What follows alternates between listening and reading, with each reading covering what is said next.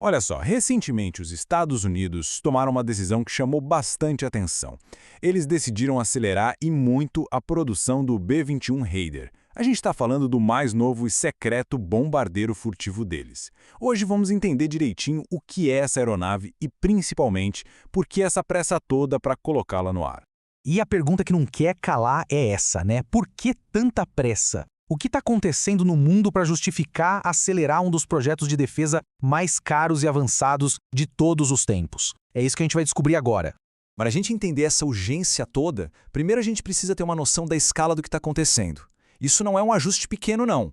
Nós estamos falando de um investimento bilionário com um objetivo muito claro: acelerar.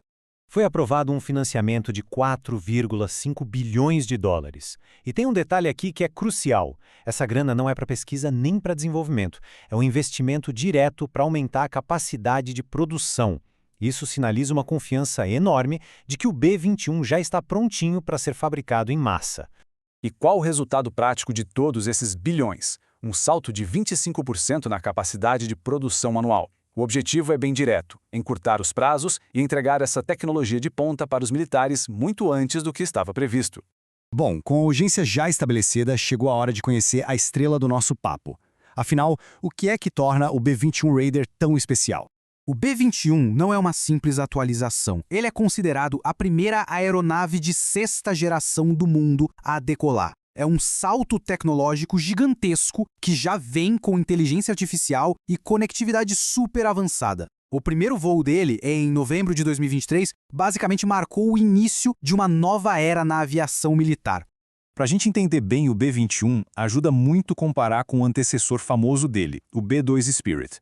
De cara, a gente vê que o Raider é menor. A filosofia aqui foi tipo, menor, mas muito mais inteligente.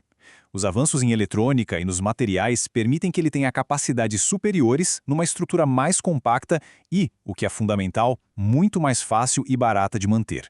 Então, o ponto central é este. O B-21 foi construído pensando no futuro.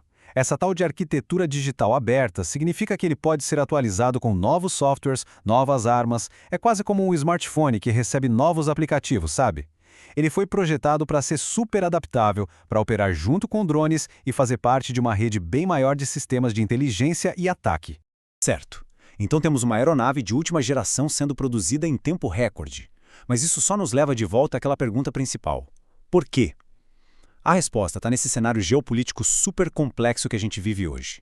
O problema aqui é duplo. De um lado, as frotas de bombardeiros mais antigas, como a do B-1 e do B-2, estão chegando no fim da vida útil e já começaram a ser aposentadas. E do outro lado, o cenário global mudou, e mudou muito. O maior desafio tem um nome: A2/AD, ou anti-acesso e negação de área. Para ficar mais fácil de entender, imagine um campo de força invisível, uma bolha de defesa criada por mísseis e radares tão avançados que aeronaves mais antigas simplesmente não conseguem entrar. Potências como a China e a Rússia estão expandindo cada vez mais essas bolhas. E o B-21 foi projetado com um único propósito: ser a chave para furar essa defesa. Diante de um problema tão complexo, a solução precisava ser igualmente ambiciosa. Vamos ver agora em detalhe a escala dessa resposta. Vamos dar uma olhada na linha do tempo para entender o progresso. Desde que o contrato foi assinado lá em 2015, até o primeiro voo em 2023, o programa vem cumprindo seus prazos direitinho. A meta agora é ter a primeira aeronave operacional na base de Ellsworth já em 2027.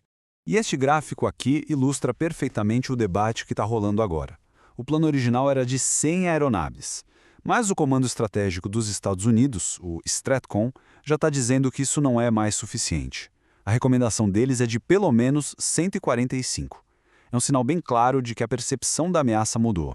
E para fabricar tantos aviões assim, e mais rápido, o Pentágono está considerando seriamente a possibilidade de abrir uma segunda linha de montagem. Isso não só aceleraria a produção, como também fortaleceria toda a base industrial do país. Para fechar, vamos dar um passo para trás e tentar entender o quadro geral. Qual é o papel estratégico que o B-21 Raider vai desempenhar nas próximas décadas? Bem, o B-21 é uma peça-chave na modernização da chamada Tríade Nuclear dos Estados Unidos.